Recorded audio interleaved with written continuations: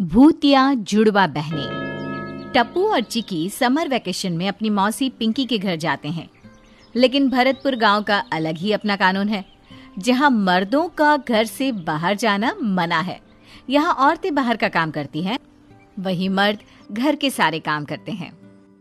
मौसी, आज हम घूमने चलेंगे। गांव देखने का बहुत मन हो रहा है। शहर में ये सब कहाँ जो गांव में है। हरी भरी वादियाँ, ये खेत, ये सब देखने नहीं मिलता। बेटा, तू बाहर नहीं जा सकता है।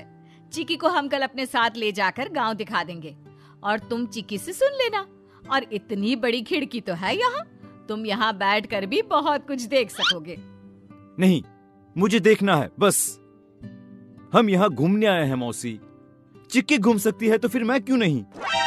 मौसी, इसे भी ले चलेंगे तो क्या हो जाएगा? हम सब खूब मजे करेंगे। इतने में ही रूही वहाँ आ जाती है और टप्पू से कहती है, भैया, यहाँ कोई भी लड़का घर से बाहर नहीं निकलता है। देखो, बाबा भी तो घर पर ही रहते हैं ना। लेकिन ऐसा क्यों? कोई तो वजह होगी ना। बेटा, इस गांव का यही नियम है। सभी मर्द अपने घरों में ही रहते हैं, उनका बाहर जाना मना है। तभी तो हम खेत पर जाते हैं और रूही के पापा घर में खाना बनाते हैं। लेकिन ऐसा क्यों मौसी? कोई तो वजह होगी।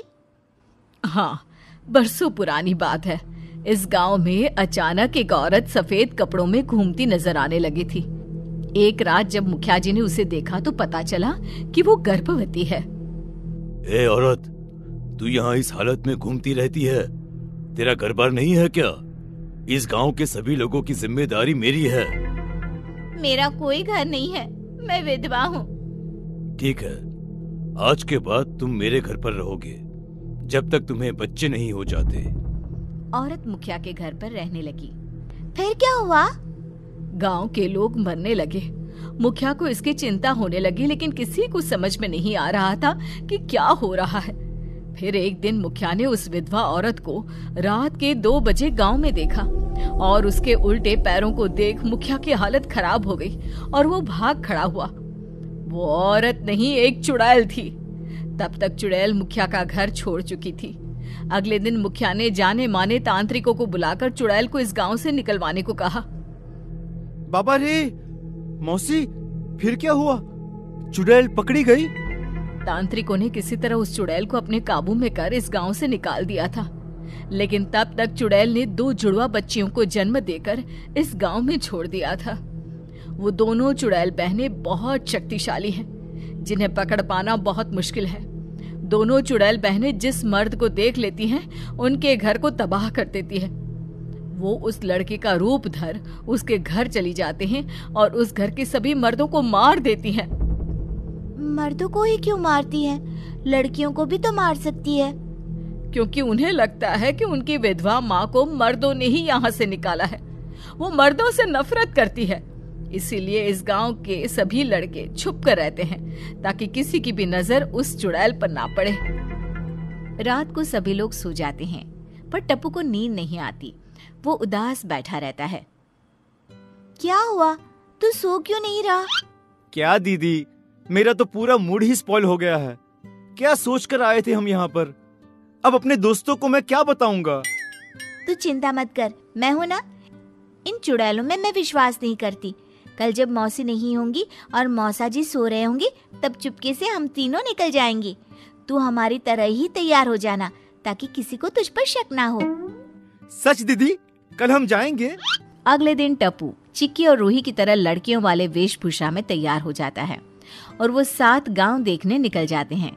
उधर चुड़ैल जुड़वा बहनों को कई दिनों से कोई शिकार नहीं मिला था, इसलिए वो शिकार की तलाश में बेसब्री से बैठी थी। दीदी, किसी लड़के की खुशबू आ रही है।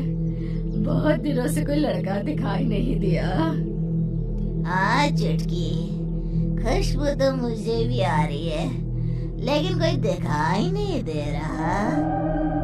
दीदी, नजर गड़ाए रखना, ये मौका छूटना नहीं चाहिए। तो चिंता मत कर। इतने में ही घूमते घूमते तीनों उसी खेत पर आ जाते हैं जहां बांस के पेड़ पर दोनों चुड़ैल बहनें बैठी थी। पेड़ को देख रूही कहती है, चलो हम लोग यहाँ झूला लगाकर झूलते हैं, बहुत मजा आएगा। ये झूले वूले पर तुम लोग ही झूलो, हम लड़कों को इसमें कोई इंटरेस्ट नहीं है।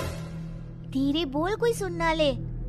उधर दोनों चुड़ैल बहन सुनकर हंसने लगती है और कहती है हमने तो सुन लिया, अब तुम्हें हमसे कोई नहीं बचा सकता। चुड़ैलें उन्हें दिखाई नहीं देती है। ये किसकी आवाज है? कहीं ये चुड़ैल बहनें तो नहीं? भागो यहाँ से। तीनों भागने लगते हैं। तभी दोनों चुड़ैल बहनें टप्पू को पकड़ लेती हैं।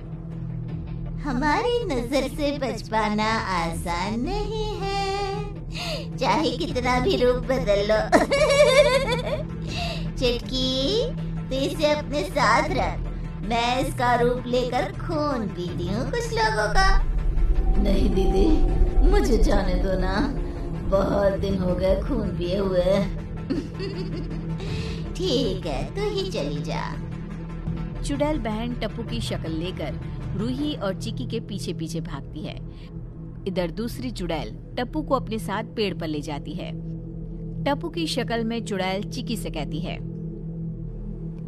दीदी जल्दी भागो, कहीं चुड़ैल हमें पकड़ ना ले। भागते भागते वे तीनों घर पहुंच जाते हैं और चुपचाप सो जाते हैं। मौका पाते ही चुड़ैल रतनलाल का खून पीकर उसे मारकर फेंक देती है।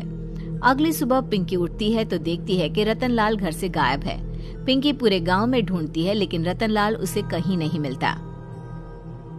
कहीं ये सब चुड़ैल बहनें तो नहीं कर रही? रूही, हमें सब कुछ मौसी को बता देना चाहिए। इधर चुड़ैल मौका पाकर पड़ोस के घर में टप्पू की शक्ल लिए खेलने के लिए घुस जाती है। इस बार तो लगता है पूरा गांव ही खा जाऊंगी।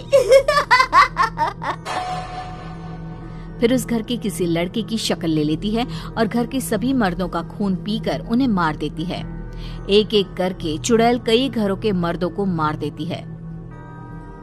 गांव में कई औरतें विधवा हो जाती हैं और एक दिन वो घर के बाहर आकर रोने लगती है। औरतों के रोने की आवाज सुनकर पिंकी बाहर निकलकर देखती है। क्या हुआ? ये रो क्यों रही है? अरे क्या करेगी बेचारी, चुड़ैल बहनों के हत्थे चढ़ गए इनके घर वाले। वो जुड़वा बहनें वापस आ गई हैं। क्या कहीं मेरे पति का भी यही हाल तो नहीं हुआ? पिंकी रोने लगती है और तभी चिक्की सभी के सामने आकर सारी बात बता देती है। गांव वाले चिक्की और रूही पर भड़क जाते हैं। आप लोग चिंता मत कीजिए, इन दो चुड़ैल बहनों को तो हम जुड़वा बहनें खत्म करके रहेंगी। बस इन्हें खत्म करने की तरकीब पता चल जाए। चिक्की गांव की एक बूढ़ी औरत के पास जाती है और चुड़ैल बहनों को खत्म करने की तरकीब पूछती है। बेटा, ये लोगों को मारने का एक ही रास्ता है। भोले बाबा की मूर्ति इनसे छुआ दी जाए तो ये खत्म हो जाएंगी। ठीक है अम्मा। चिक्की और रूही लड़की की तरह तैयार हो जाते हैं और अपने हाथों में एक छोटी सी शिवलिंग रख लेते हैं और उसी खेत पर चले जाते हैं। दोनों चुड़ैल बहनें लड़कों को देखकर पगला जाती है। दीदी, अब इस टप्पू की हमें जरूरत नहीं है। आज शिकार खुद चल कर आया है हम दोनों के पास। अब इन दो लड़कों की शक्ल में हम गांव के घरों में घुस जाएंगे।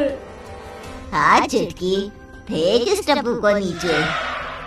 चुड़ैल बहनें टप्पू को नीचे गिरा देती है और टप्पू चिल्लाते हुए बिचाली पर गिर जाता है। टप्पू की आवाज सुन चिक्की और रूही पेड़ की ओर भागते हैं। तभी चुड़ैल बहनें उनके सामने आकर खड़ी हो जाती हैं। लगता है गांव में तुम नए आए हो, तभी किसी ने तुम्हें यहाँ के बारे में नहीं बताया। अब आ गए हो तो जाओगे नहीं बच के। चुड़ैल बहनें उन दोनों को मारने के लिए तैयार होती ही हैं। तभी मौका पाते ही चिक्की और रूही अपने हाथों की शिवलिंग उनके माथे पर रख देती हैं और दोनों भस्म हो जाती हैं। चिक्की टप्पू को वापस ले जाकर पिंकी के पास चली जाती है। पूरा गांव चिक्की और रूही की तारीफ के पुल बांध देता है और उनकी वाहवाही करता है और चिक्की वापस शहर लौट आती है टप्पू के साथ।